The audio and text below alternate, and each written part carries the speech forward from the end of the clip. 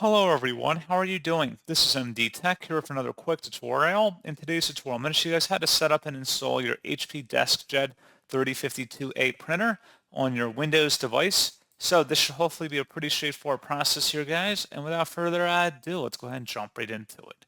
So all you have to do is open up a web browser, and into Google, you want to search for HP DeskJet 3052A drivers. Go ahead and search for that. One of the best results should be an HP DeskJet 3052A all-in-one printer here. Should be support.hp.com. Go ahead and open that up.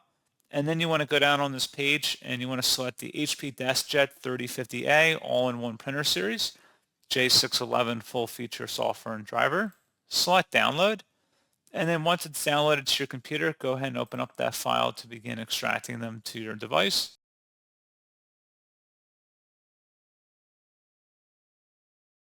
If you receive a user account control prompt, select yes to begin the installer, and then you will select next and follow along with the on-screen directions at this point, and you should be good to go. So as always, thank you guys for watching this brief tutorial. I do hope that I was able to help you out, and I do look forward to catching you all in the next tutorial. Goodbye.